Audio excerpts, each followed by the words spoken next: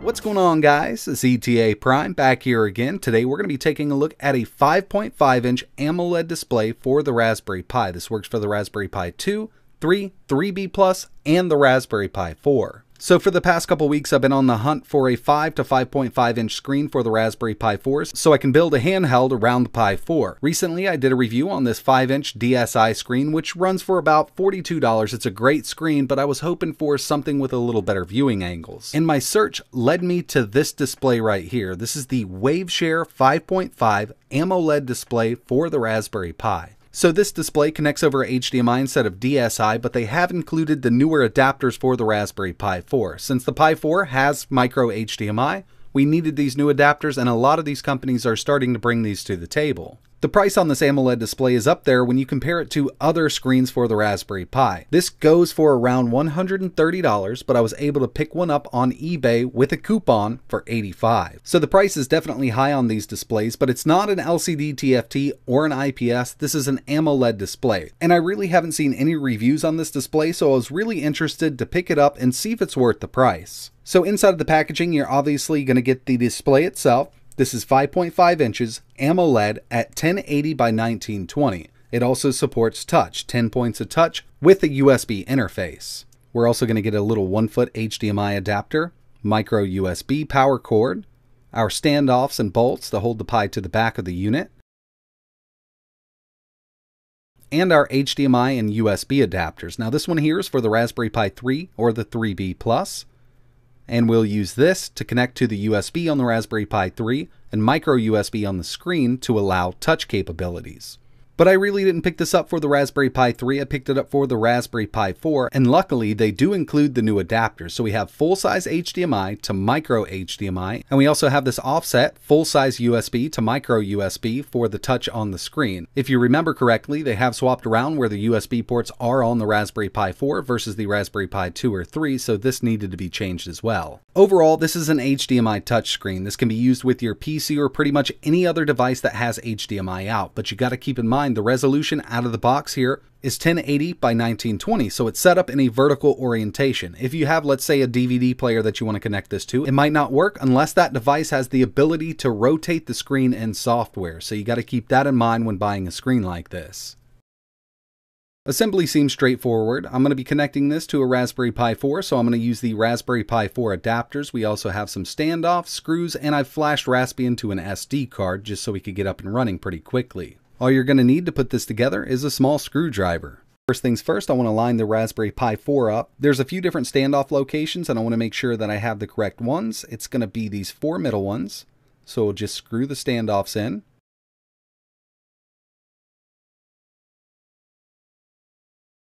And once I have those in place, I can put the Raspberry Pi 4 on top, and there's 4 screws that'll go right into those studs we just added. So now I have the Raspberry Pi mounted. I just need to put in the HDMI adapter. It'll go right to that micro HDMI. And the power and touch for the screen itself. It'll go right into one of the USB 3.0 ports on the Pi 4 and the micro USB port marked touch on the screen.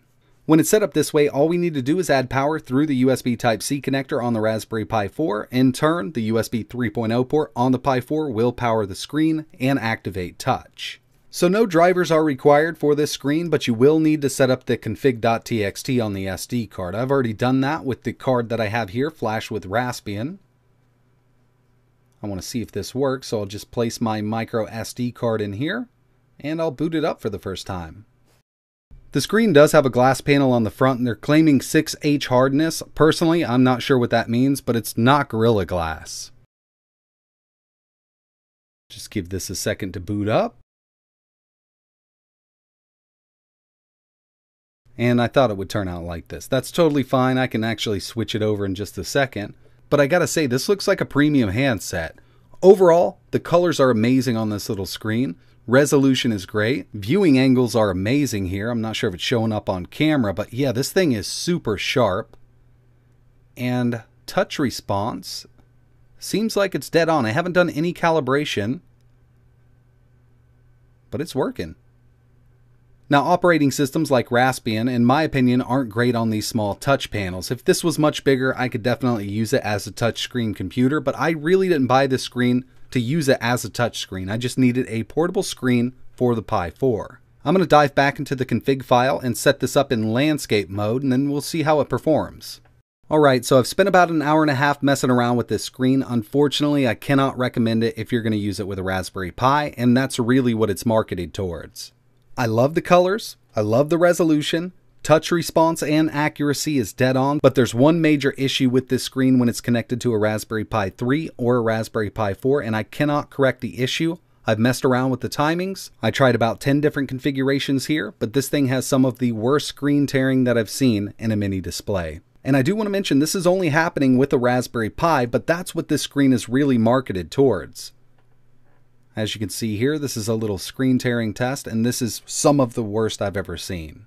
This had all the bases covered until I got to the screen tearing test. Everything was looking great for a little handheld build with this AMOLED display, but it's just not going to work out if we're getting screen tearing like this.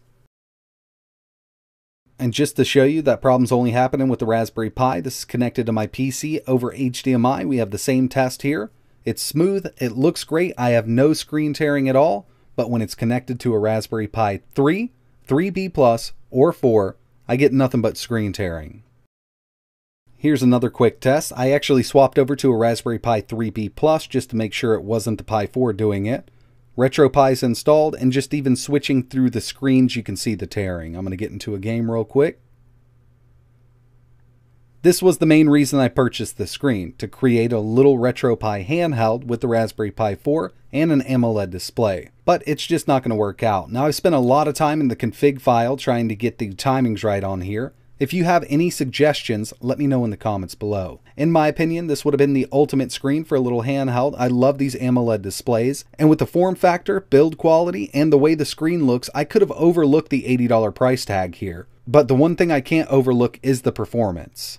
So that's pretty much it for this video, guys. I'm really disappointed here. I thought I found the perfect screen for my build, but unfortunately this one's just not going to work out. So if you've been looking at these AMOLED displays from Waveshare specifically for a Raspberry Pi, I would definitely stay away from it. Yes, it does work through other devices with no screen tearing, but when it's connected to the Pi, you just get really bad performance.